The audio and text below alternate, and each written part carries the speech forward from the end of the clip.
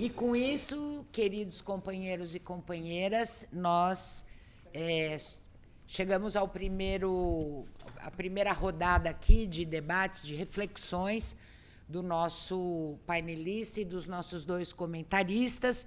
Então, agora nós vamos abrir para o plenário. A ideia são 6 perguntas. Vamos, talvez, se os membros da mesa e o professor Jonuel concordar, a gente faria uma rodada de 3, devolve para a mesa e depois mais 3, porque, e se tiver tempo e se houver estímulo para novas questões, a gente poder abrir. E aí fica uma coisa mais dialogada. Então, estou abrindo as inscrições. Quem gostaria de falar? Boa tarde, meu nome é Carolina, é um prazer ter essa mesa aqui hoje, né? Falar sobre Angola nesse contexto, acho que é muito importante trazer mais debates sobre isso para a universidade. Então, agradeço aí a mesa e os organizadores. A minha pergunta, ela vai, na verdade, é um comentário que acho que a mesa toda pode falar um pouco sobre isso, porque eu já peço desculpas para o professor Jonuel, né, de ter chegado atrasada, porque eu estava numa reunião, mas eu peguei um pouquinho da fala, e aí eu não sei o que foi falado inicialmente, assim. Então, mas eu queria mais escutar vocês sobre um atual contexto político angolano, porque da gente pensar que Angola, né, desde a sua independência, em 1975, até os dias de hoje, a gente tem um mesmo partido, a gente teve um presidente durante 35 anos, a gente teve mais um presidente que está também há um tempo, né? Então, eu queria que vocês falassem um pouquinho sobre como o MPLA, né, dialoga com as dissidências políticas, hoje em dia, e se vocês conseguem enxergar mudanças, né, num futuro próximo, em diálogo com até mesmo as questões da democracia, né, no país. E quando chega também debates aqui para a gente do quanto que há repressões políticas muito grandes ainda no país para as suas oposições. Então, eu queria um comentário da mesa sobre isso. E para a professora Matilde, também em específico, queria saber também a relação do Brasil com Angola, se existia algo específico com relação a isso, né? Já que até a senhora citou a questão da democracia, e Angola é questionada o tempo inteiro sobre a sua democracia, né? Então, se existia algum debate político no governo Lula com relação a isso, tá? Agradeço. Obrigada, Carol. Acho que é uma pergunta que acho que vai levar mais 2 perguntas que demandaria 2 horas de conferência, mas tudo bem. Ele está gostando dessas perguntas e está dizendo aqui que contava. Diz seu nome e de onde você é. Boa tarde, meu nome é Silvia Mungongo, eu sou mestranda em Relações Internacionais. Eu sou angolana, então para mim é uma grande honra ouvir vocês falarem sobre o nosso país. E apesar de ser angolana, sou nova, então não acompanhei muitos dos processos iniciais, principalmente pós-independência, e foi muito rico ouvir aqui as vossas experiências. Mas eu consegui acompanhar o final do mandato de José Eduardo dos Santos e agora João Lourenço. Fui observadora nas últimas eleições. E não foi todo aquele mar de rosas que a mídia vendeu, digamos assim, sobretudo a mídia nacional, né?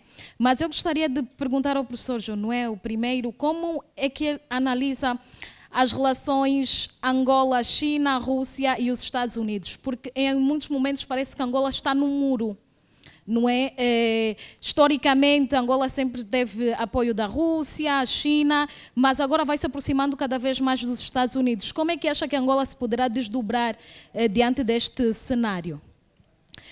Depois também o professor falou um pouco sobre a questão da liberdade de expressão, e eu devo concordar que, obviamente, no mandato de José Eduardo dos Santos a coisa era muito mais crítica, mas depois com João Lourenço não mudou muito. O que eu acredito que houve foi uma mudança de estratégia, de forma de atuação. No período de José Eduardo dos Santos, as detenções arbitrárias, as prisões, a proibição até de organização de movimentos, reuniões a falta de liberdade de associação e de participação era tudo muito mais flagrante, digamos assim, mas agora com João Lourenço parece que é uma camuflagem e os casos, até do meu ponto de vista, são mais banais. Porque, por exemplo, um exemplo muito simples do que aconteceu recentemente, uma influenciadora foi presa, ficou mais de um ano presa, porque disse que o presidente não era bonito. Porque sugeriu que o presidente tinha sido, permita uma expressão, corno, não é? Ela fazia fofocas na internet e ficou mais de um ano presa. Quando... Exatamente, sim.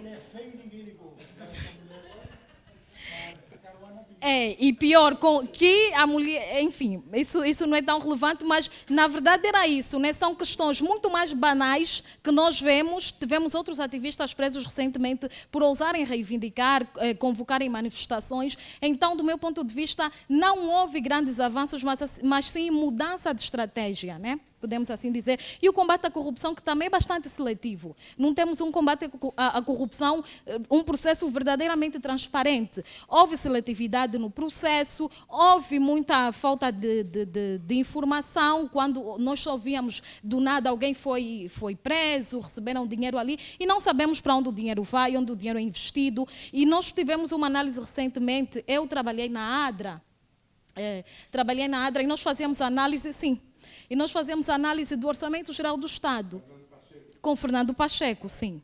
E nós constatamos que se todo esse dinheiro que foi recuperado do combate à corrupção fosse devidamente alocado aos setores sociais chaves, nós teríamos vários problemas básicos resolvidos, né? Nós ainda temos mulheres que não conseguem ter acesso a serviços básicos de direitos sexuais e reprodutivos. Quando temos gente a desviar milhões de recursos, o governo diz que apreende, mas não apresenta contas da recuperação dos recursos.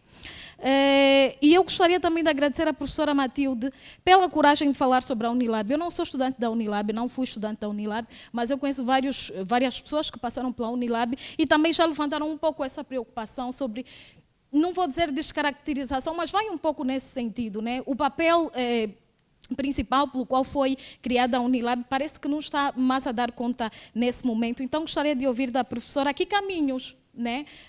Penso que aqui não vai sair a resolução, mas é um espaço importante para o diálogo. E, de forma geral, a colega que me antecedeu já fez um pouquinho essa pergunta, mas eu gostaria também de ouvir de vocês que futuro prevêem para Angola. Tem esperanças? Eu tenho esperanças no meu país, com muita dificuldade, mas eu tenho, porque assim como eu, vários outros jovens saem de Angola e outros estão em Angola a estudar e a reivindicar direitos, né? Mas gostava de ouvir de vocês, pelo vosso percurso acadêmico, profissional e de vivências mesmo, que futuro prevêem para Angola. Muito obrigada. Obrigada, companheira. Oi, boa tarde. Eu gostei muito de escutar a exposição de vocês. E meu nome é Miguel, sou aqui do UFBC, e queria fazer uma pergunta.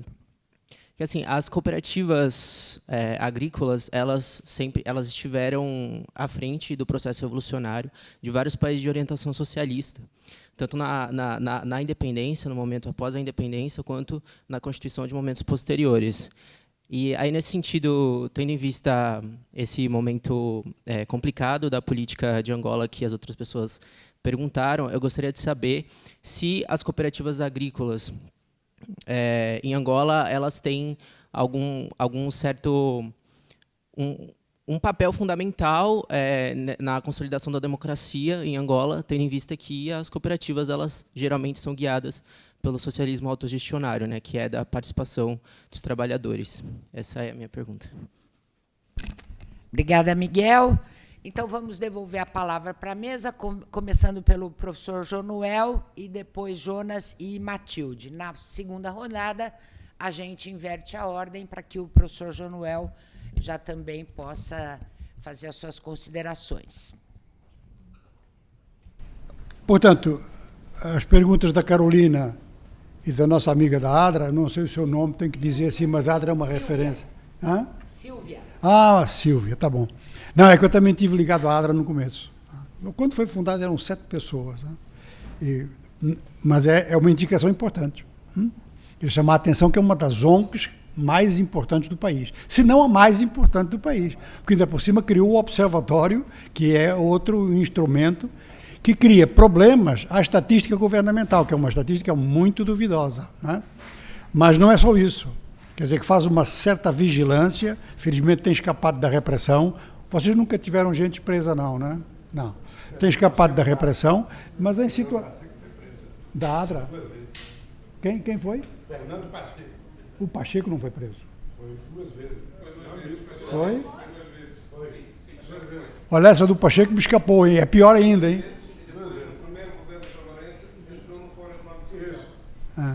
Bom, o fato é que... É um antigo militante importante do MPLA, que virou dissidente desde há muito tempo, e que também é uma das figuras. Mas eu me interesso mais pela ADRA do que pelas pessoas, porque a ADRA tem vindo a manter uma atividade constante, e essa constância é rara na sociedade civil angolana, que tem esses tremores, né? De vez em quando aparece com muito foco, muita força, muito financiamento, e depois fica por 3, 4 coisas, aquilo é cansativo, ou é meio perigoso, e o pessoal abandona. Eu vou, então, começar naturalmente pela pergunta da Carol. Como é que está em termos, como é que o MPLA, atualmente, como é que o MPLA se relaciona com a sociedade e com os outros partidos, e como é que tem um presidente que ficou 30 anos no poder, e como é que isso se traduz na liberdade de expressão, na liberdade das pessoas. Entendi direito? Entendi. Então, é assim, o presidente ficou 30 anos, porque o sistema, foi por isso que eu sublinhei nos conceitos a questão do partido único, é um sistema de monopolização do poder. O poder não tinha ninguém para colocar no lugar do Zé Eduardo. Porque, a partir de um certo momento, o poder era exercido para tirar vantagens materiais. Quem é que garante a impunidade do processo? Como é que isso se passa? A partir de um determinado momento, e esse momento foi mesmo, vamos dizer que foi por volta de 92, quando a UNITA rejeitou o resultado das eleições, começou uma tentativa da parte do presidente. O primeiro contato com o Odebrecht é para isso, é para formar uma nova classe social. Não no sentido negativo, por exemplo, militares, generais na reserva, como é que eles ganham, vamos lá, conhecimento básico, porque estavam com vontade de investir, ou alguém estava com vontade que eles investissem.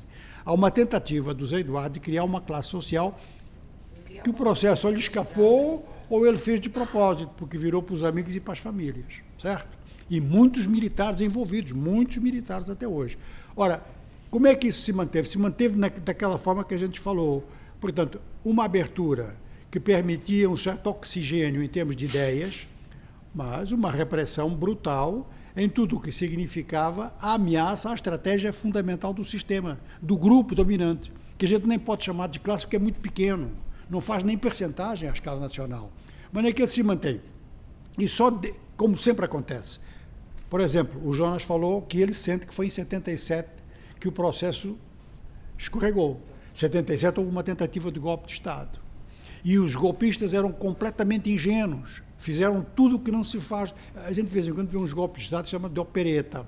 Quer dizer, como é que você pensa que pode tomar o poder controlando a Rádio e Televisão Nacional, controlando mesmo o quartel-general das Forças Nacionais, se a principal força no país é os cubanos, e que não estavam a favor do golpe, e que nem estavam a favor dos russos nessa estratégia.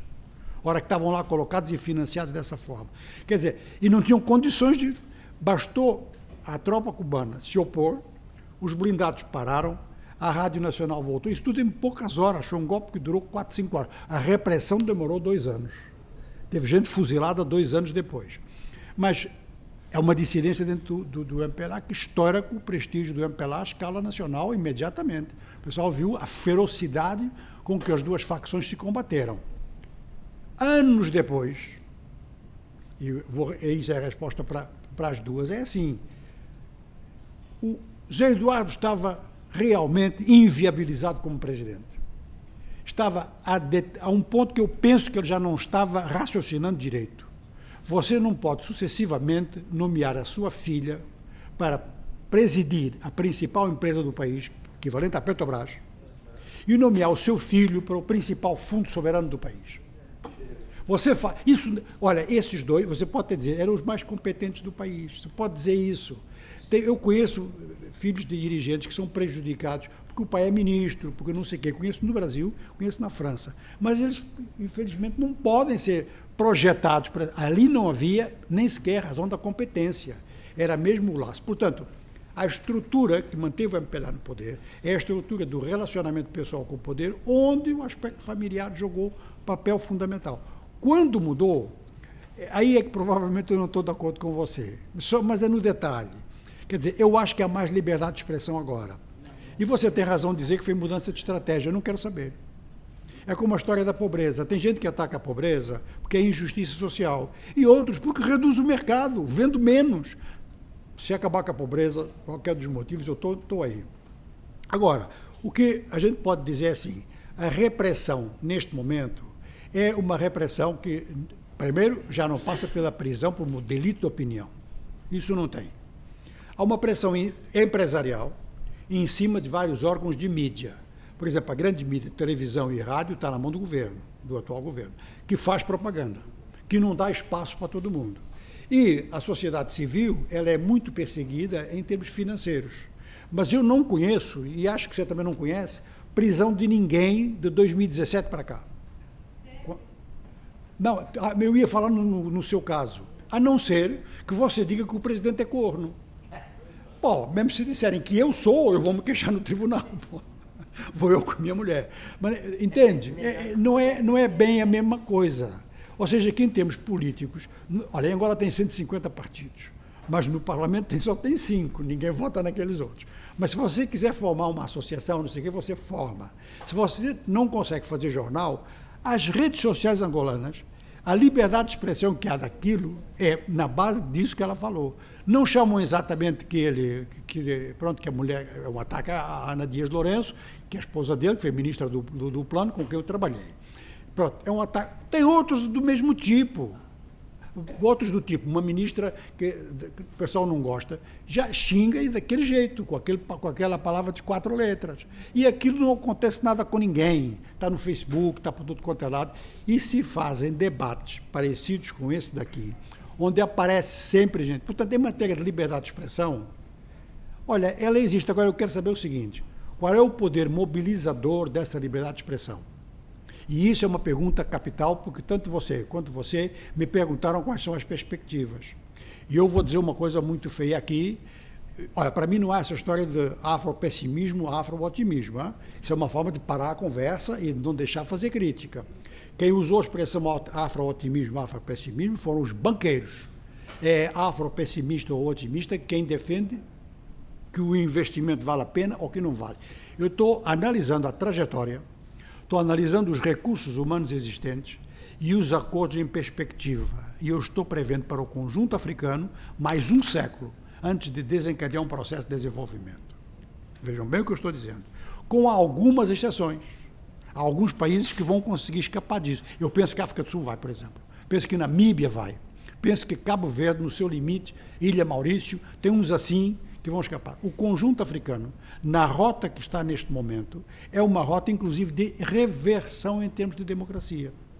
Há menos países democráticos agora do que havia há 20 anos atrás. E quando a gente vai aos grandes rankings, a gente pega vários, há montes de rankings. Há alguns que dizem que há 9 países democráticos. Eu agora acrescentaria mais um, que é o Senegal, onde houve dúvida em relação a se o presidente autorizava ou não eleições. De maneira que, eu não sei se eu respondi à sua pergunta, mas, de fato, quer dizer, um esquema repressivo pode manter um esquema repressivo. As monarquias absolutas na Europa duraram 3 séculos. O Império Romano, os impérios sempre caem. Pois cai, o romano demorou 7 séculos para cair. Se você quiser esperar isso, é um pouco como a teoria de mercado, né? O mercado, sozinho, resolve o problema da pobreza, só que demora 300 anos, entende? Tem gente que vive aí 70, 80, é no imediato. Nos Estados Unidos, aquilo foi épocas de pobreza, da população pobre nos Estados Unidos eram os montes. Portanto, a função aqui, a função do Estado, a função da sociedade civil, incluindo o empresarial, é acelerar esse processo. Não está acelerando, certo? O processo está completamente parado. E, como os outros não param, a África cada vez se distancia mais dos outros. E quando se distancia, a tua dependência aumenta. É isso que eu acho. Agora, eu tenho a impressão que teve uma... a sua pergunta sobre a relação Angola, China, Rússia, Estados Unidos. Olha, já foi um pouquinho antes, foi quando Ana Dias, a esposa de João Lourenço, essa que foi maltratada pela senhora, ela esteve 2 anos em Washington, no Banco Mundial. E quando voltou, ela começou, e ela foi colocada lá justamente para... Ela é economista, trabalhou no Ministério do Plano, para ganhar um pouco a mecânica internacional. Não pensavam no marido como presidente, mas pensavam nela voltando para o governo, já com a lição bem aprendida no Banco Mundial. Ou com, se você não gosta dessa expressão, já com uma atualização de como é que a conjuntura mundial está, e realmente ela voltou com outra perspectiva. A perspectiva é assim, ou a gente faz um acordo com os Estados Unidos, ou isto nunca mais anda. A conversa foi essa, certo? Maneira que, e isso já antes do João Lourenço ter sido escolhido para sucessor do Zedu. Entrou o Zé Eduardo, o João Lourenço. Ele declara abertamente em 2017, no discurso lá, inaugural lá na Praça da República, primeiro aliado aos Estados Unidos. Não fez a menor referência nem à Rússia, fez uma à China, em 4º lugar. Maneira que depois tem o comportamento dos outros. Quer dizer, aquela história de o que é que a Rússia, do ponto de vista tecnológico e desenvolvimento econômico, aportou a Angola. A crítica dentro do próprio MPLA é de que atrasou, certo? Bom, a Rússia só deixou de fazer pressão em cima de Angola quando o muro de Berlim caiu. Em 89, no ano seguinte, teve imediatamente um acordo de paz. A Namíbia ficou logo independente e eu acompanhei bem esse processo todo. De forma que eu acho que não se coloca a questão, quer dizer, é assim, Angola não me parece, o João Lourenço, o J-Lo, é o nome que se... como uma cantora, como bom, ele, se uma empresa chinesa ou uma empresa russa quiser investir em Angola, ele topa. Mas se uma empresa do Luxemburgo quiser investir também, da ilha do Vanuatu, de onde for, e faz muita pressão em cima do Brasil. O João Lourenço quer o Brasil nisto. E realmente teve uma resposta que muita gente... Não estou notando muito, mas é uma resposta que vai em acompanhamento à política norte-americana. Atenção, Lula teve em Angola. Quantos países africanos Lula teve no Lula 3? 29. Não, no Lula 3. Não, Quantos? 2. Foram 2? E metade dos 2 ele foi a 29. Não, ele está perguntando agora. Agora. Acho que foi só Angola. O Joe... Teve mais algum? Etiópia, eu acho. Fez escala, né? Fez escala. Namíbia agora? Bom, mas é um número muito limitado, certo? Inclusive o Joe Biden também diz que não foi só Angola. Teve 1 hora no aeroporto do Sal. Se isso vale... Se contar isso, o Lula foi muito mais. E o Lula vai no aeroporto. Mas eu quero chegar aí, quero aproveitar aqui as perguntas das minhas 2 amigas para chegar aí. Mas é rápido. É assim, há uma série de declarações, bom, o Lula sentiu a política, o Itamaraty sentiu a política, o embaixador em Luanda sentiu, a política norte-americana avançando, inclusive elogios aos Estados Unidos, sem motivo nenhum por parte de membros do governo, um troço assim. Então, provavelmente a diplomacia do Brasil falou, é o momento de marcar presença. Marcou presença. O Lula foi e, sem quase ninguém notar no Brasil, há 1 mês e meio, 2 meses atrás, Carlos Fávaro, quem sabe quem ele é? Ministro Conhece? da Agricultura. Pronto. Tem uma pessoa que sabe. Muita gente nem sabe como é que chama o ministro da Agricultura. Sabe, ministro da Agricultura. Esteve em Luanda, ficou quase uma semana lá, elaborou um programa do qual saiu uma comissão mista que trabalha em Brasília, que tem pessoal de Angola trabalhando nisso. O que é que ele pretende? É a diversificação agrícola. Tanto se martelou nos ouvidos, e então é esse tipo de diversificação que o João Lourenço procura. Não é com a Rússia. Com a China, ele teve problemas tão sérios que não foram revelados, que inclusive o embaixador chinês em Luanda ficou 1 ano sem apresentar cartas credenciais. Você se lembra disso? E quando ele foi à China para tentar uma moratória na dívida chinesa, a China disse, não, você tem que pagar porque você tem petróleo. E uma parte do petróleo angolano está nas mãos dos chineses para pagar os atrasados da dívida. Quer dizer, isso criou logo ali um problema. Quer dizer, olha, eu estou no sufoco, estou com metade do orçamento, no Brasil também, metade do orçamento de Angola é para pagar a dívida. No Brasil também é. Com a diferença de que uma grande parte da dívida angolana é com o exterior e a maior parte da dívida do Brasil é aqui dentro. Já muda um pouco o panorama. Mas o fato é que a decepção que o João Lourenço teve de o chinês não lhe ter dado um apoio, porque a China agora disse, agora eu parei de fazer financiamento e vocês vão todos pagar. Não é brincadeira, quer dizer, Angola está com 22 bi, são 54 países, mesmo país que deve 500 milhões, a África é isso. Né? Quer dizer, são países pequenos, inclusive eu não tenho objeção a quando se diz Brasil-África, sabe? Porque 2/3 dos países africanos não são viáveis economicamente. O que é viável são as macro-regiões, que são 5, né? Incluindo a África do Norte. De forma que o João Lourenço está completamente voltado ao Ocidente, mas quem é que não tem dúvida? Quando o discurso que ele faz em Portugal com o Marcelo Rebelo de Sousa causou desconforto ao presidente de Portugal, tanto ele estava a favor daquilo ali. De maneira que a opção está feita e ninguém contesta essa opção. A opção que estão contestando é que ele quer fazer agora o plano que o Zé Du fez para ele. Eu não vou ser mais presidente na próxima eleição, não posso, são 2 mandatos, mas vou ficar presidente do MPLA, que vai controlar o presidente da República. É em torno disso que se briga dentro do partido no poder, não é? Então, a questão, sabe, a questão é mesmo essa, quer dizer, e o combate seletivo à corrupção é um fato que existe um combate seletivo. Eu penso que é um combate seletivo porque o aparelho judicial angolano não tem condições nem de julgar os crimes que são cometidos em Luanda.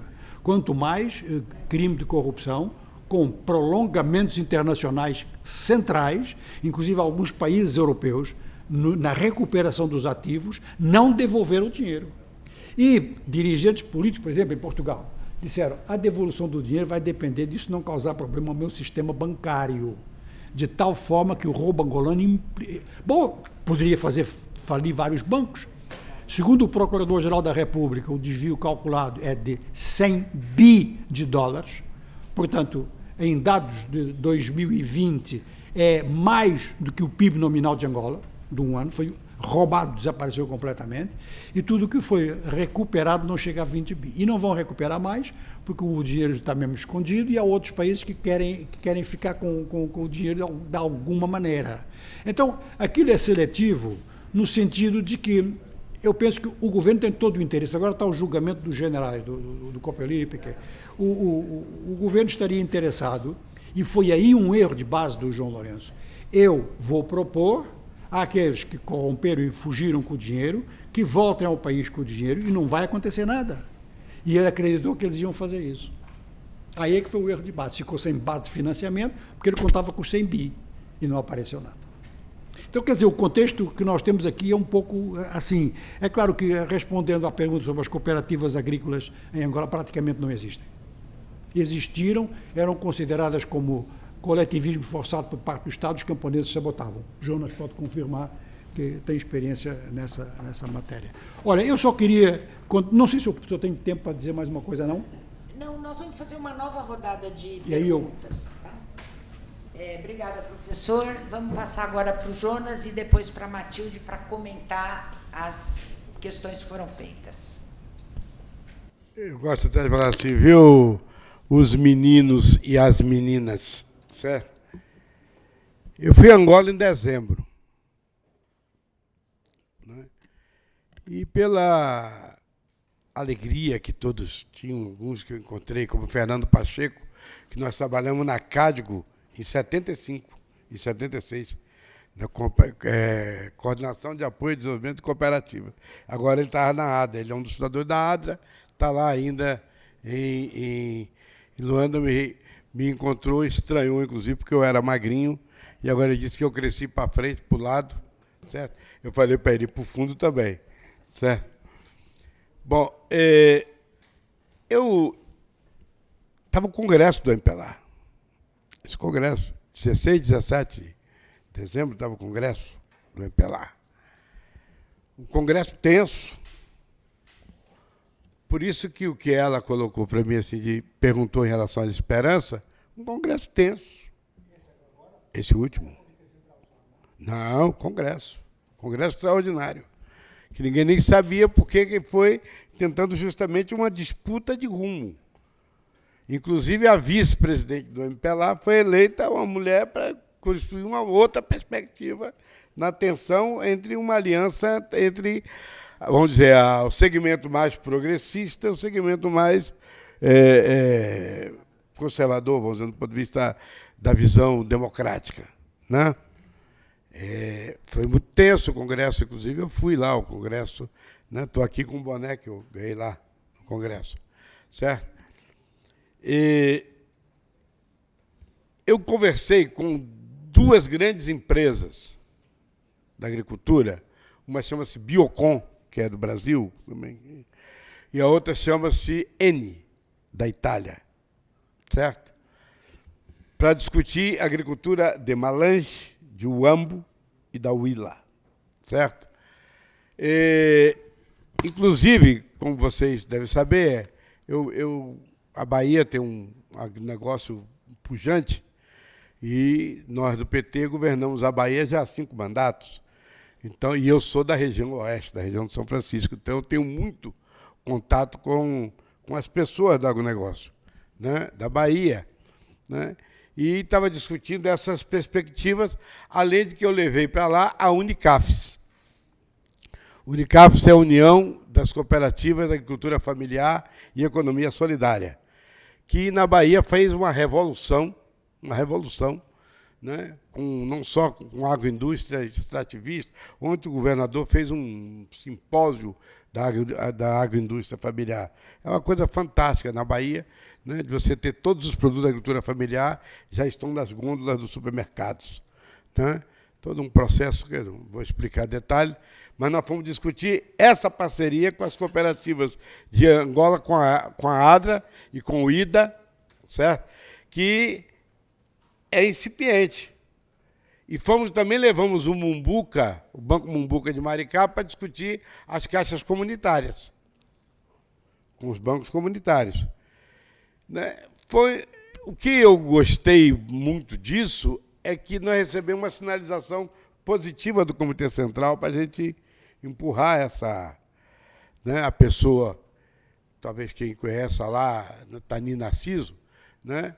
Está indicado pelo Comitê Central para acompanhar essas coisas, discutiu, dialogou conosco, e nós estamos preparando uma outra discussão já para Angola.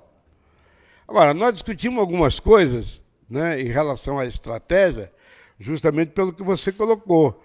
Não dá para nós irmos, aí nós não queremos, nós do Brasil, para Angola, com a visão, certo, de, vamos dizer, espoliar Angola, uma condição de transferir conhecimento, desenvolvimento, né, trocar experiências, né, e, ao mesmo tempo, impulsionar empresas, fazer parcerias com empresas e com cooperativas. A empresa, porque o agronegócio da Bahia deve estar indo, inclusive, discutindo a questão de, devemos levar para lá agora em abril, maquinários, tecnologia de produção, né, preparo de solo, enfim, coisas que lá não tem, né, laboratórios e tal, para a gente poder trabalhar com Angola. E discutimos tanto com a Biocon, como a Eni, como com o Ministério da Agricultura. Há também, você falou bem, 15 dias antes, e eu tive com a embaixadora do Brasil, ela disse, teve aqui, certo, uma delegação com muitos empresários, inclusive a JBS, para falar mais direto, isso, certo? Que é para desenvolver a produção de proteína animal, né? E trabalhou diversos projetos, né? Também foi a Codevasf, foi a empresa que eu já fui diretor dela, no governo do presidente Lula, para lá, para essa discussão, para tentar desenvolver. Mas, na verdade, está muito nos protocolos. Qual é o problema de Angola? Aí eu vou falar para você, você respondeu. Tem uma eleição em 2017. Tem uma eleição em 2027, desculpe. Tem uma eleição em 2027. Eu discuti com eles. A última eleição, você foi observadora, você sabe que Maduro fez escola. Isso, lá. Difícil. Começou a apuração parou, quando o Luanda, o MPLA perdeu, você sabe disso, e perdeu Benguela. Quando perdeu, parou. Quando voltou esse resultado que você botou aqui, apertado, que nunca foi visto lá, que era uma distância abismal entre a representação do MPLA e a representação da UNITA. E eu falo o que eu senti. Eu andei muito na rua em Luanda, eu mexi com um grupo de capoeira, eu fui na Quilamba, eu queria falar um pouquinho sobre os chineses, fui na Quilamba, rodei muito, fui nas universidades de carnaval, fui na Cacimba, lá dentro da favela, fui na favela do Cacenga, certo? Comer churrasco lá dentro da favela, com caporroto, certo? Com água de chefe, certo? Cachaça. Gente, o desinteresse que você vê na juventude brasileira, a descrença que você vê na juventude brasileira, é a indiferença, é a descrença que está na juventude angolana. Muito dificilmente o MPLA terá que fazer uma grande de uma operação para poder fazer a mudança da consciência no nível que está. Eu sei, não, eu só estou falando porque outras posições, aí eu vou falar pela minha visão ideológica também, eu também tenho direito a uma visão ideológica. Né? Na minha visão ideológica, eu não vejo uma alternativa progressista para lá. Falo bem claro também, não vejo. Progressista, não. Certo? Vejo conservadora. Certo? Vejo como aqui. A direita se organiza, não é só, é na África, na Europa, em todo canto. Então, eu não vejo uma perspectiva. A perspectiva progressista seria uma reciclagem, um refazimento, uma retomada do MPLA, na minha leitura de militante de esquerda há 52 anos. Né? Então, é terrível a descrença, o desinteresse, mas não é só a descrença, é o desinteresse. Essa abstenção que você colocou aqui, o desinteresse é total, absoluto. É ativa, é isso que eu ia dizer. Não, sim, estamos tratando justamente disso. Não tem alternativa e é ativa porque o que está não me interessa. Certo? Lógico. Então, eu estou só falando isso, para me concluir, que eu acho... Tá, eu estou falando isso só para a gente entender de que é importante a aproximação do Brasil. Seria importante. Há um espaço para a aproximação do Brasil. Há perspectivas para a aproximação do Brasil. Aí alguém fala, não, mas você vai ver, por exemplo, a rede de supermercado. Hoje você tem turco, você tem indiano, você tem sul-africano nos supermercados de Luanda. Chega, como você colocou. Como também concordo com você. Hoje não tem problema de liberdade de expressão, de falar, todo mundo fala mal. Eu até ouvi falar que ele era corno na rua também, certo? Não sei se era reproduzindo o que estava na... Eu vi. Motorista de Iena, né? Aquele táxi de lá, do Iango, certo? Falando comigo, disse, não, o cara é corno mesmo, ele está provado e tal. Bom, então, veja bem. Eu acho, para falar objetivamente sobre a perspectiva, acho que é isso. Eu acho que nós deveríamos, a partir, então, na Fundação Perseu Abramo, para dizer isso, nós deveríamos ter um olhar mais focado nos processos de países que ainda a democracia é forte, resiste, tem potencial, principalmente nessa área dos países da língua oficial portuguesa. Eu acho que nós tínhamos que ter uma política voltada. E não tem. E acho que nós não poderíamos, eu vou falar bem direto, essa ida vou concluir, falando justamente isso. Não pode ser como a ida dessa comitiva da agricultura, que um bocado de aventureiros vão buscando, como buscaram o oeste da Bahia, como buscaram a Amazônia, como buscaram lugar para apenas fazer grandes investimentos e talvez deixar lá depois, certo, o deserto.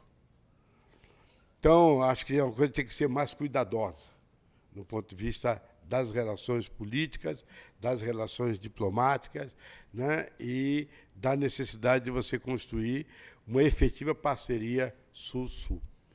Nós, na Bahia, já disse ao governador, Nós vamos lá fazer o que nós podemos fazer, do tamanho que nós somos.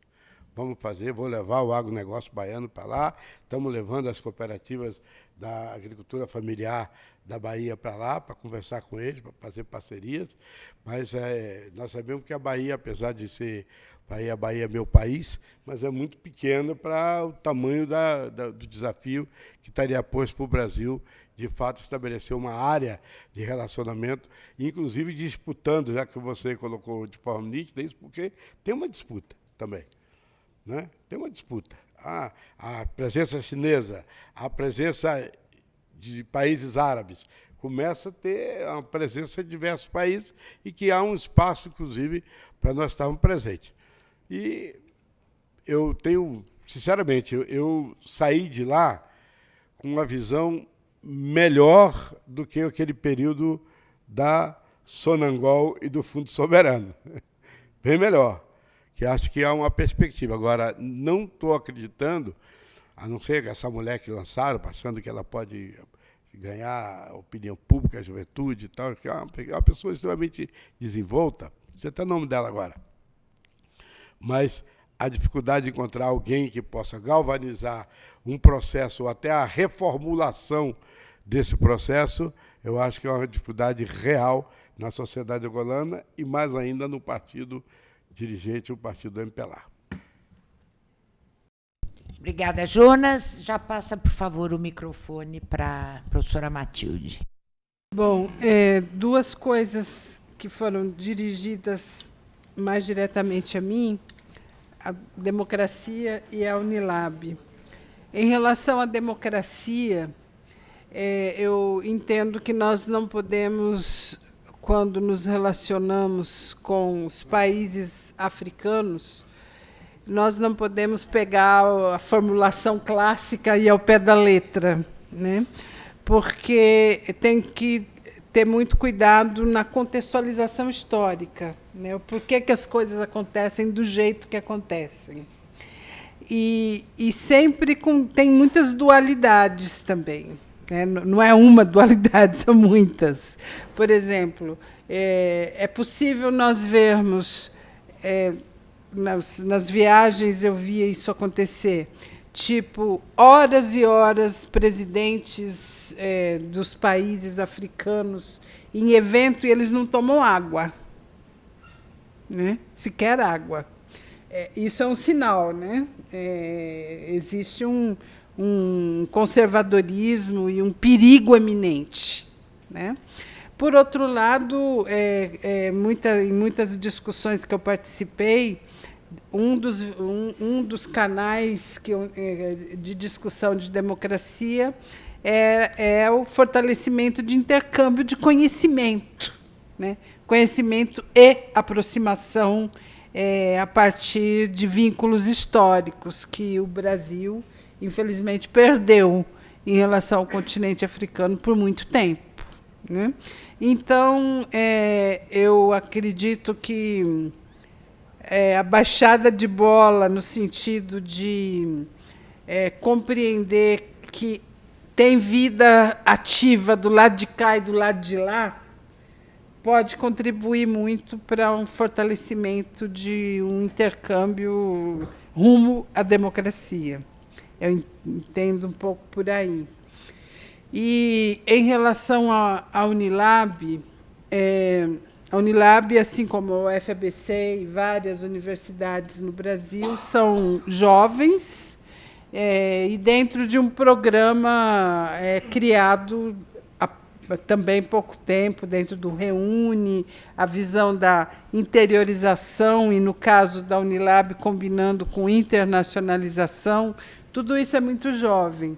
Mas, infelizmente, no caso da Unilab, nós estamos denunciando, né? Nós que fizemos oposição a essa atual gestão, que foi os últimos 4 anos e que continua agora, estamos denunciando a ausência de propósito, né? O projeto da Unilab no papel é um projeto maravilhoso, um projeto lindo, que trabalha essa questão da internacionalização numa perspectiva de uma real aproximação com o continente africano, o currículo afro-referenciado, a inserção de docentes africanos, tudo isso é muito lindo, mas nas várias gestões, com erros, inclusive, muito estruturantes do ponto de vista institucional, o que está no papel vai se perdendo, né? Agora, tem uma questão que é real, né? Nós estamos lá, nós brasileiros, nós africanos e africanas, né? Sejam os docentes, sejam os estudantes, vivenciando essa minimização do projeto.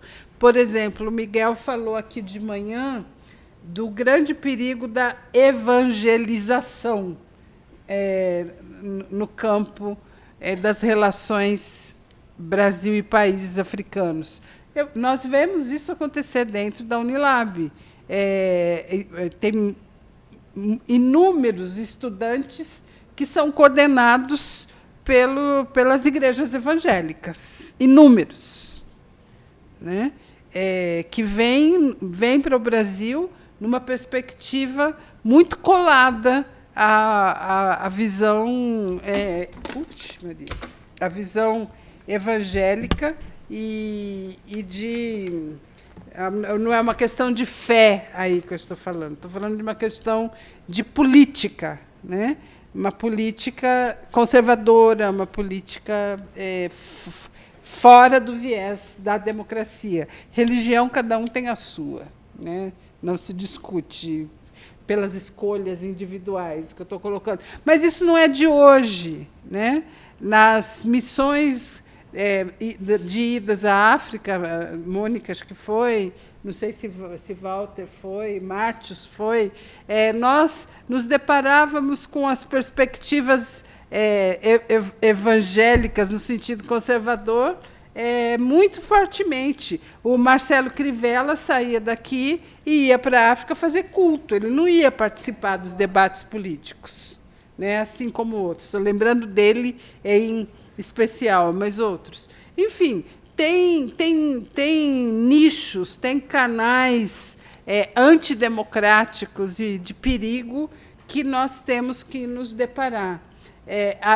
Acredito até que é um debate que passa por aqui, mas tem que ser feito também de maneira mais cuidadosa e com um enfrentamento mais direto. Fato é que as visões que eu presenciei nesse processo de construção, as visões misturavam-se, mesclavam-se. Tem uma perspectiva de uma solidariedade democrática efetiva, mas também uma perspectiva empresarial de exploração de agronegócio, tem a perspectiva evangélica, tem tudo ao mesmo tempo agora, e eu acho que temos que ter maior atenção a uma perspectiva de fortalecimento dos movimentos sociais, dos partidos, e de não ter essa perspectiva evangélica como a preponderante nas relações. Então, é preciso conversar, Silvia, com mais detalhe, com mais cuidado. Eu acredito que poderíamos até pensar, já que tem dirigentes partidários aqui do PT, e não sei se tem de outros partidos, de marcarmos uma conversa específica sobre esta denúncia que eu estou fazendo aqui, em relação à Unilab. Obrigada.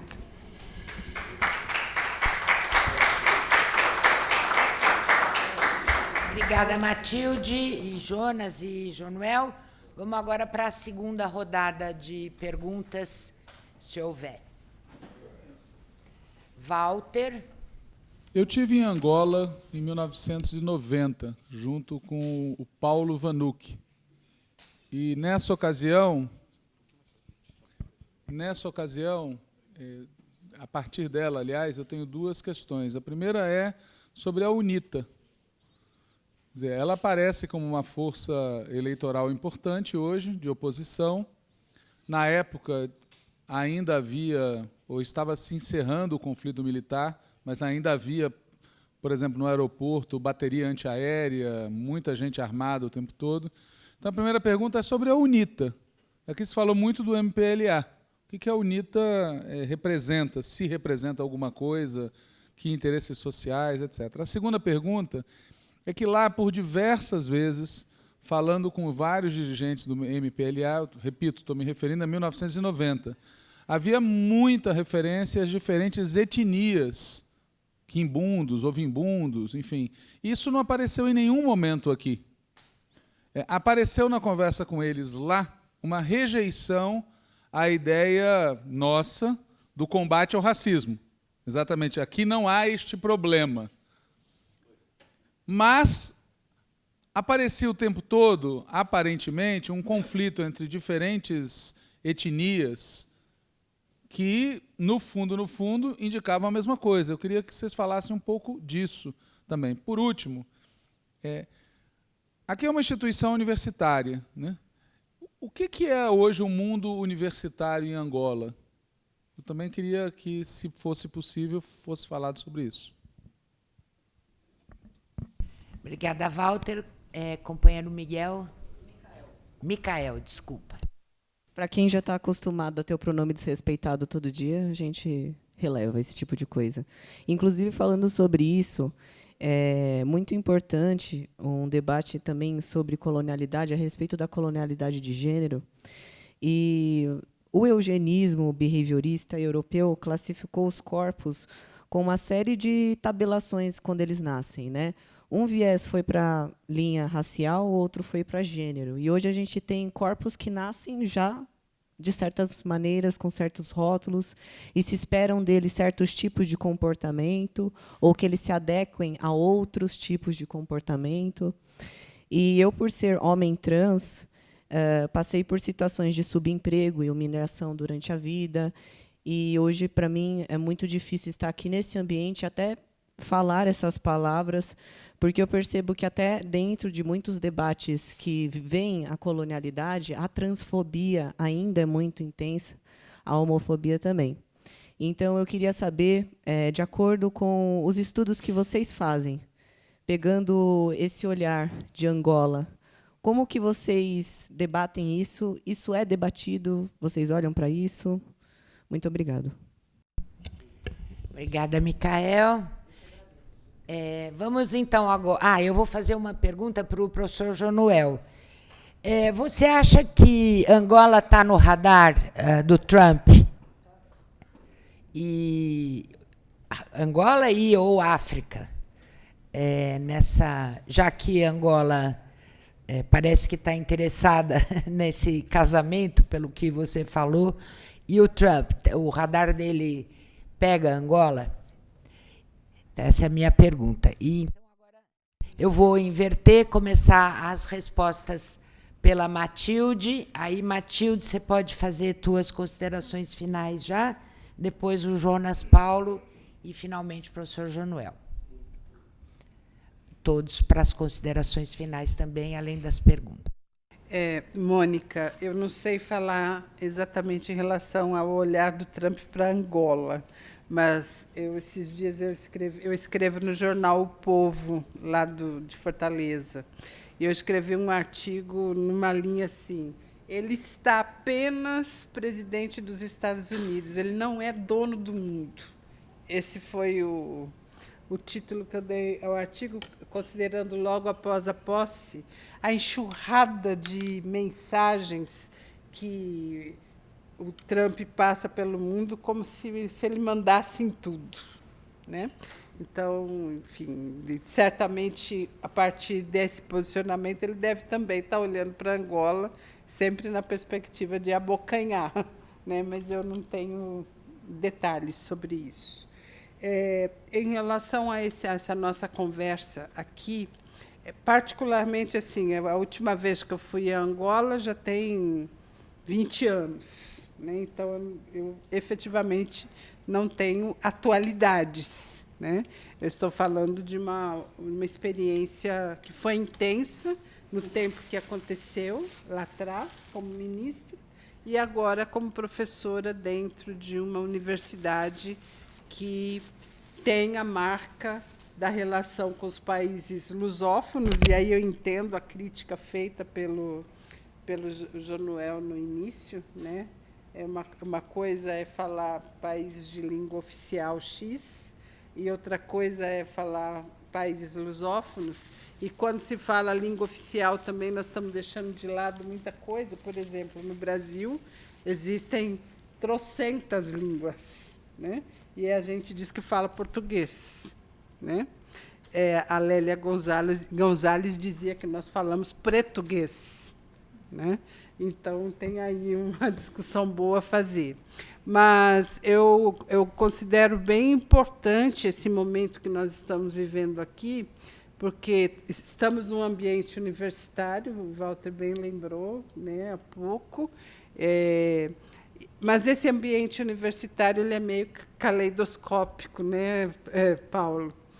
Paulo coordena um projeto que se chama Caleidoscópio, considerando ações afirmativas. Ele propicia a gente olhar por várias vertentes uma mesma questão, né?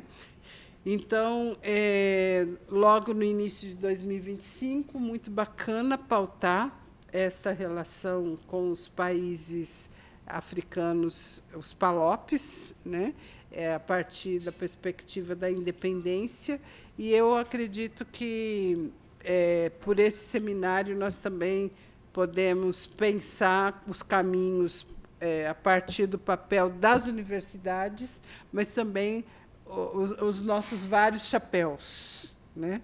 Foi por isso que eu terminei a minha fala anterior falando, aqui tem vários dirigentes políticos, vamos pensar num projeto que nós construímos conjuntamente, né? A Unilab foi criada a partir de uma ebulição de conhecimentos, de intercâmbios. Eu participei por dentro do governo no início do debate sobre ela, e é considerada pelos nossos parceiros africanos como um projeto muito importante. É o que tem de mais, do ponto de vista educacional, além do que já vinha, né, PEC-G, intercâmbios internacionais, que já existiam há muito tempo, é uma inovação, né? Então, cuidemos, né, do que a gente cria. Esse é o apelo. Tá? Muito obrigada. Obrigada por essa oportunidade. Muito obrigada, Matilde. Não, rapidinho. Vamos para o Jonas. Vou responder aqui que essa questão do que a gente chamava lá dos bailundos, dos quimbundos, falava que ele é dos bailundos, do fungo de milho e do fungo de bombô e de maqueço, a diferença fundamental. Eu acho que, até com o avanço da comunicação, essa tensão diminuiu bastante na sociedade angolana. Diminuiu bastante. E também com o crescimento de Luanda. É uma coisa importante a gente registrar. Quando eu estava em Luanda, em 75, 76, Luanda tinha 600 mil habitantes. Luanda hoje tem 9 milhões de habitantes. Então, todo mundo que vem de todos os cantos de Angola veio para Luanda. Luanda virou muito uma cidade cosmopolita, certo? É uma coisa como São Paulo, nós baianos somos muitos aqui, todos nós somos chamados baianos, nós nordestinos, lá vem gente de tudo quanto é canto. Então, isso quebrou muito esse estigma que havia do tribalismo nas relações, ou das etnias nas relações sociais de Angola. Essa é a primeira questão. A segunda, eu vou até responder o que o companheiro Micael falou aqui. Outra coisa que eu achei interessante é um avanço muito grande na presença da juventude no comportamento, certo? Uma permeabilidade da sociedade aos comportamentos diferenciados, né? E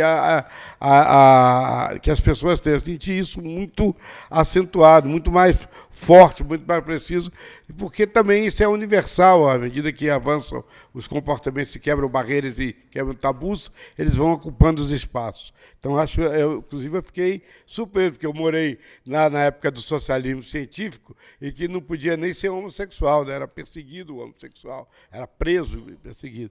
Então, Eu senti isso. Agora, uma coisa me assustou, Luana. Eu esqueci de falar, você falou, não sei quem foi que falou. Rapaz, a quantidade de grupos evangélicos reunidos em praças de Luanda. Fui no Museu da Escravatura, lá na porta do Museu da Escravatura, culto evangélico na porta.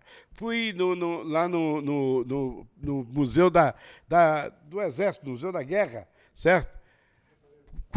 Da Fortaleza lá. Culto evangélico lá dentro. Assim, um negócio... Fui lá no Banco Nacional, culto evangélico, muita presença, e naquela forma muito tradicional, certo? Daquela do vestido comprido, aquela coisa muito carola mesmo dos evangélicos. Muita presença. E eu perguntei a muitas pessoas, e as pessoas falam que o crescimento é extraordinário, justamente pela falta, vamos dizer, de políticas públicas mais densas, mais consolidadas, né, e que a igreja evangélica, como nos nossos bairros periféricos, acolhe, e aquilo que acolhe termina atraindo as pessoas que estão sem esperança e sem alternativa.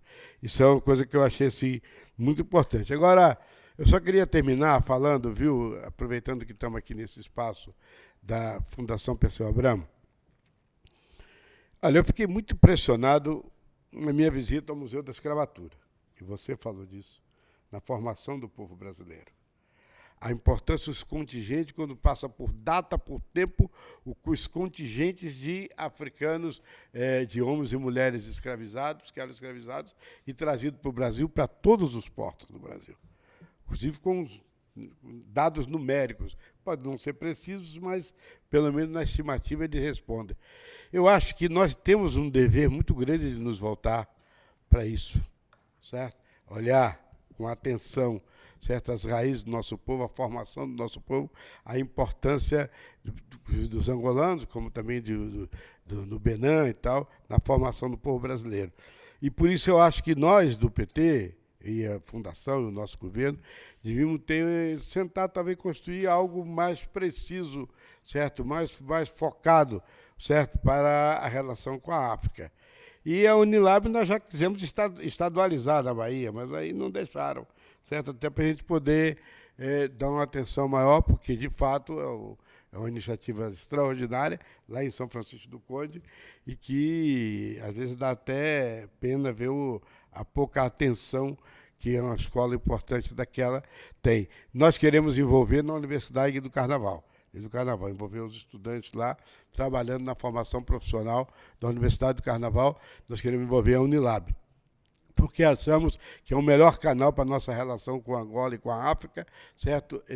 Trabalhar nas questões da economia do carnaval, da economia criativa, né, e a potencialidade do povo negro de operar nessa economia. E para nós era importante levar a universidade para discutir com a Unilab. Estamos discutindo já e vamos tentar avançar na parceria. Era isso aí. Obrigado e desculpa aí se eu não atendi as expectativas. Obrigado. E bueno, hein? Você quer no Cambote? O que quer dizer? Até amanhã e que durmam bem vocês, não todos, que eu vou embora. Obrigada, Jonas. Eu vou passar agora para o professor Jonuel para responder as questões. Claro. Só para não deixar passar a questão trazida pelo estudante, pelo Micael.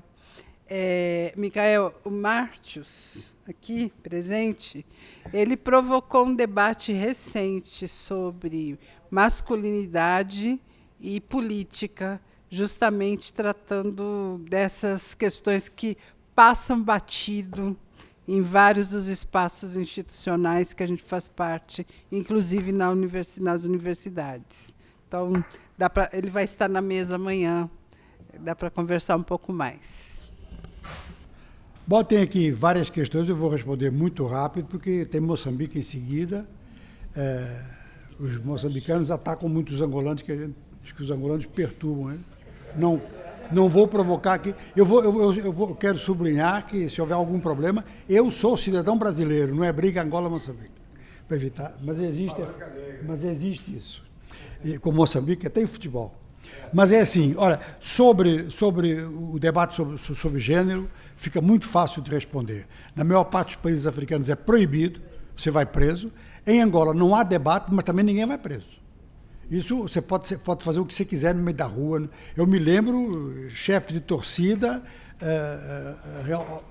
2 chefes de torcida importantes homossexuais, abertamente no estádio de futebol em Luanda, não tem problema. Mas é um assunto que não é abordado, não há debate em torno disso. Então a resposta fica fácil. O número de países africanos em que é proibido é que é muito grande. Isso aí dá prisão, né? Eu tenho a impressão que alguns países estão dando pena de morte. E pena de morte. Não, Angola finge que não há, e se houver, é o problema teu. Né? Se alguém fizer zoada contigo, você tem que se defender, aquelas coisas. Portanto, esse tema fica assim, resumido, mas não é culpa minha, é uma coisa e tal. Agora, sobre a UNITA, Walter, a UNITA realmente alterou um pouco. A UNITA tinha uma visão, portanto, eu e outros como eu, nós estávamos no MPLA em dissidência, dentro da revolta ativa. E nunca nos passou pela cabeça fazer uma aliança com a UNITA. Quer dizer, teria que ser a criação de uma força alternativa aos dois. Porque o comportamento da UNITA em guerra, existe muito isso na África, Serra Leoa aconteceu isso, Libéria aconteceu isso, em que a oposição é mais cruel, mais brutal que o próprio governo. Isso, tem agora a Uganda, tem o caso do Congo, e a UNITA era um exemplo disso. Um movimento militarista, em torno do culto à personalidade tão acentuada quanto dos líderes do MPLA, mas mais militarista e mais brutal. Uma das coisas que nos criava grandes problemas, e eu tinha que me deslocar muito no país todo, é que você nunca sabia onde é que tinham colocado uma mina. E podia ser colocada uma mina no acesso a uma pequena exploração agrícola familiar, à entrada de uma aldeia, quer dizer, era de qualquer lugar, e sem mapa. Quer dizer, para tirar aquilo dali, teve que se contratar empresas ultra especializadas em várias partes do mundo, com leitura laser, e ainda não acabou. É mentira a história de que havia 10 milhões de habitantes e 10 milhões de minas, não. Mas para que tem que haver exagero? 1 milhão de minas não é muito já? Não precisa exagerar, era 1 milhão, eu acho que já saíram 700 e tantas mil. De forma que a UNITA era esse partido agressivo. É um partido que não era, inclusive a nível militar, não era um partido de soldados, era um partido de guerreiros. E Jonas Savimbi, o seu chefe, era um guerreiro que perdeu todas as batalhas políticas.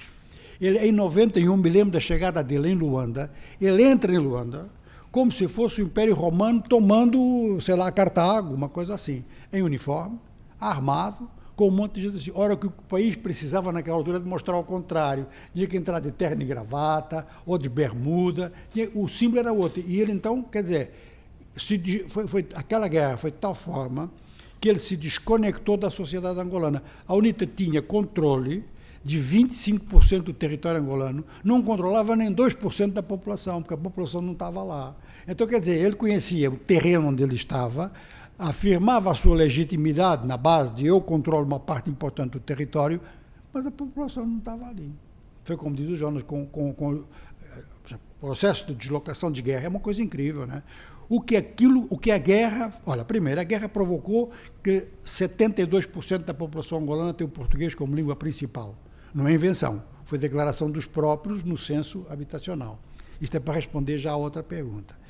A guerra provocou uma sequência de casamentos interétnicos tão grandes que há etnias que estão praticamente desaparecidas, se você considerar os termos assim, na base do fundamentalismo, pai e mãe desta. Isto num contexto em que havia objeção das famílias para casamento com alguém de outra etnia.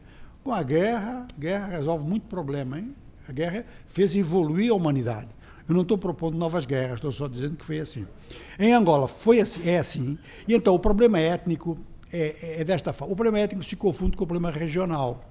Por exemplo, se a gente disser assim, o PT é forte no Nordeste e não é forte no Rio Grande do Sul. Se isso é dito na África, significa que é forte numa etnia, não só na região, e não noutra. Então as pessoas misturam um pouco isso. O que acontece? A UNITA era muito forte na etnia, que era até maior. Sozinha era maior. Mas o sozinha era 20 e pouco %. Ninguém tem maioria absoluta como etnia. Portanto, os seus 28%, por muito que fosse a 100%, que nunca foi, não ganharia eleição com isso. A própria UNITA, como vocês já viram, eu sou altamente crítico à UNITA, mas não estou ofendendo, a UNITA, de fato, nunca propôs etnificação da guerra. Evitava isso. rejeitava essa acusação, todos rejeitavam. Agora, é um fato que, a nível de determinadas personalidades, há, digamos que não só esse link familiar, mas há também o link, nos mais velhos, o link étnico. Por exemplo, um dos partidos que tem 2 deputados, que é a FNLA, que é um partido antigo, só tem voto no Norte. E quando os velhinhos do Norte morrerem, eles perdem o eleitorado. Eu não estou sacaneando ninguém, mas tem sido assim, tem vindo a reduzir. Começou com 10 deputados, passou para 5, agora está com 2, depois faz 1, e depois a última geração ficou por aí e acabou aí. Então, o problema étnico existe em diversos países africanos. Quando uma etnia inteira foi provocada, por exemplo, o que está acontecendo neste momento no Burkina Faso, em que há uma etnia que é acusada de apoiar o Estado Islâmico e é massacrada pelo governo militar que está agora. Isso vai naturalmente fazer acender aquilo que chamam de identidade. Mas não é isso, é uma reação de segurança. Estou me atacando, vou me defender como tal, certo? Em Angola, uma coisa que a gente pode dizer é que o MPLA sempre fez um grande esforço. O MPLA, vamos lá, o grupo da captura de Estado do MPLA não se incomodava nada que aparecesse um cara rico no extremo sul, desde que roubasse junto com ele, certo? Portanto, não fazia objeção nenhuma e não havia tribalismo nisso. Mas o que eu acho é que, primeiro, o avanço da língua portuguesa, que muita gente pensa que é alienação e não sei o quê, não discute esse problema. Olha, reduziu o choque étnico para caramba. Porque a língua da região de Luanda-Malange, que é o quimbundo, era 22% da população e agora é 8%. A língua onde está a principal base, onde estava a principal base de apoio da UNITA, eram então 28%, estão a 10%. Então, as etnias são grupos étnico-linguísticos, é isso que define, no fundo. E realmente a guerra, mais uma vez, desculpem, resolveu esse problema. Misturou 9 milhões em Luanda, casamentos interétnicos. Eu sou padrinho de três casais, nenhum deles é da mesma etnia. É um exemplo, quer dizer, é um exemplo assim. De maneira que o problema étnico não é comparável, da forma como a coisa foi resolvida, não é comparável ao problema racial no Brasil, na África do Sul e nos Estados Unidos. Na África do Sul, o problema étnico é sério, em relação ao KwaZulu-Natal e em relação aos brancos. Mas em Angola, neste momento, é uma das coisas que desacelerou. Não por ação de ninguém, mas pela ação dos próprios acontecimentos. Agora, como é que é a vida universitária em Angola? Vou resumir. Não há nenhuma universidade no ranking africano que faça parte das 100 principais. Portanto, no ranking mundial, nem nas 2.000 principais. Quer dizer, há uma série de universidades que são de exploração comercial, como tem no Brasil, mas lá é muito mais descarado, com um nível baixíssimo, não resolve nada em matéria de recursos humanos, e chama a universidade porque escreveram na porta que é a universidade. Já me convidaram para dar aula em algumas, nunca aceitei, porque aquilo desmoraliza quem dá aula lá. Há 2 universidades com capacidade de desenvolvimento, sinceramente são 2. Se eu por qualquer razão esqueci alguma, me corrijam. É a Agostinho Neto, que é a Universidade do Estado, e a Católica. Bom, a Católica, a rigor, não sei se... Eu estive na comissão da organização, mas eu não sei se a Católica é realmente uma universidade. Porque para ser uma universidade tem que ter 7 faculdades, elas têm 5.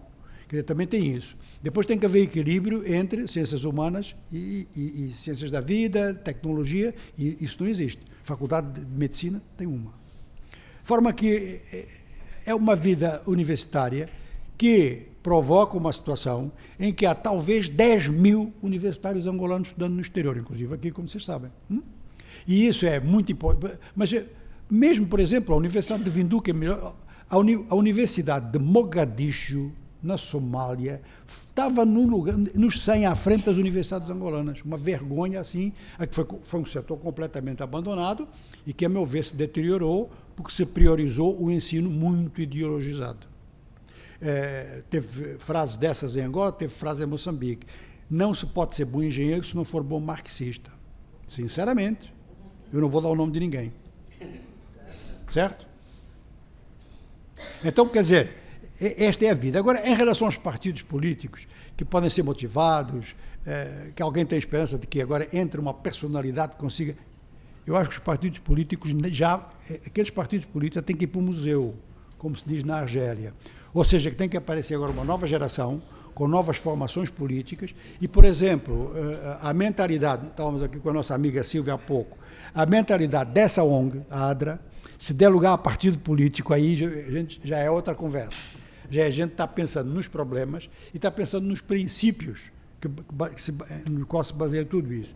Olha, o Trump é provável que tenha Angola no radar, mantendo Angola como grande aliado dos Estados Unidos. Provável, porque, também caso único, o secretário de Estado, Marco Rubio, uma das raras conversas, ou a única, que ele teve com países africanos, foi com o ministro das Relações Exteriores de Angola. Eles estão interessados no corredor do Lubito, portanto, na via férrea, que vai pegar o material estratégico. E dada a posição de Angola, não me admira nada que o acordo militar seja um acordo de passagem, de avião, de barco, o que for preciso, certo? De maneira que eu acredito que o Trump não vai eliminar Angola. Pelo contrário, ele vai colocar Angola como alternativa à África do Sul, do qual ele não gosta nada, porque ele tem em torno dele um conjunto de sul-africanos de extrema-direita, começando no Elon Musk, como vocês sabem, que não quer deixar viabilizar aquilo. Então, quer dizer, mais ou menos essas as respostas que eu poderia dar. Quanto à questão dos evangélicos, é tremendo. Eu nem vou acrescentar mais nada, porque tentam ter influência política, são um fator de corrupção e de exploração mesmo da vulnerabilidade, da pobreza. Só que me parece que o percentual em Angola, mas eu posso estar enganado porque isso evolui muito, o percentual em Angola é inferior ao do Brasil, certo? E com muito menos... Aliás, não tem influência política, eles queixam disso. O MPLA é todo ele católico e não sei o quê. Agora, dito tudo isso, e eu encerro por aqui, porque senão a gente nunca mais sai daqui, era só para dizer que eu sobre a Unilab tenho um monte de coisas para dizer. Mas se eu começar, a gente vai às 3 da manhã ainda estar aqui. Então, mas só para colocar a Matilde, que eu vejo que está muito preocupada com isso, há um lado da discussão em Angola, vou dar os países onde eu sei que há, Angola, Cabo Verde e um país que não é de língua portuguesa, mas que conhece o problema, que é a Namíbia, os três, que dizem o seguinte: a existência de uma universidade só para africanos num país como o Brasil é fazer gueto. Por que se diz isso? Porque a Rússia criou a famosa Universidade Patrício Lumumba, que era uma universidade só para africanos, certo? Onde havia uma característica, era como a gente diz isso, é como no cinema, você paga ingresso, entrou e vai sair com diploma, aconteça o que acontecer. E nessa altura, países europeus, sobretudo a França, disseram assim: nós aqui não fazemos discriminação. Um africano vem, entra numa universidade que a gente tem, uma qualquer, não vamos fazer uma universidade só para isso. Eu não estou dizendo que está certo ou está errado, certo? Estou só dizendo que há esse tipo de objeção. Eu não sei se era isso que a Silvia queria dizer para discutir, mas há muito isso. E então, deixo só neste ponto. Agradeço muito o convite, acho que eu substituí bem a convidada principal, e é claro que a minha perspectiva é que é diferente da dela. A Inocência. Eu quero fazer uma pergunta que eu sei.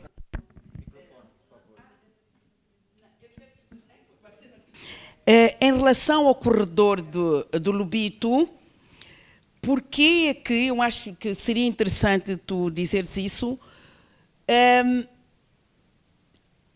Será que não existe uma tensão entre os Estados Unidos e a União Europeia para controlar o corredor do Lubito? E porquê? Eu sei que esta questão é uma questão que se discute em Angola, e eu sei que tu também és uma pessoa que fala sobre esse diferendo e essa questão que é muito importante para Angola. Sim, tem tensão entre os Estados Unidos e a União Europeia, não só sobre o corredor do Lubito, mas sobre tudo. Há uma guerra econômica violentíssima dos Estados Unidos contra a Europa. A Europa já retaliou. A mesma ameaça, por exemplo, sobre os metais, né? O aço e o alumínio, 25%, mas vão estendendo. E os europeus já retaliaram na mesma base. E a mesma base, quem está dando, é interessante isto, quem está dando a orientação, vamos lá, em termos ideológicos, no combate ao Trump na Europa, é o Canadá. O ministro das Finanças do Canadá disse assim: guerra econômica vai ser dólar por dólar. E eles acreditam, os dois lados acreditam que conseguem se substituir mutuamente. Bom, conseguem. Hein? É como o mercado. Resolve a pobreza daqui a 300 anos. Portanto, os Estados Unidos são capazes de substituir todas as suas importações, a Europa também consegue. Agora, eles precisam de matéria-prima, os dois. E nessa guerra, que se acentuou. Se não se acentuasse, se fosse como no tempo de Joe Biden, ele chegava a um acordo, você fica com o lítio, eu fico com o coltrane, você fica com a parte da Zâmbia, não sei o quê, e os angolanos transportam isso e a gente pega. Seria assim. Não sei se vai ser assim. Pois é. Por exemplo, se o Trump, com essa coisa de não investir no exterior, de bloquear o USAID, os europeus já anunciaram que vão meter 600 milhões no Lubito. Foi por isso que levantaste a pergunta. Os europeus vão meter um financiamento adicional só para a gestão de 600 milhões de dólares. Eles estão interessados naquilo. E tem um interesse básico, tem várias empresas já trabalhando lá. Atenção que o Congo foi colônia da Bélgica e mantém relações muito próximas, e a Zâmbia foi colônia do Reino Unido, e ambos estão recorrendo às suas antigas metrópoles para que se invista naquilo. Então, os americanos podem realmente aí perder a corrida. Né? Eu não sei se o João Lourenço tem coragem para dar vantagem a um ou outro. Ele vai tentar ali harmonizar aquilo como ele puder, porque ele não quer se afastar dos Estados Unidos. Muito obrigada, professor Jonas, Matilde, todos vocês.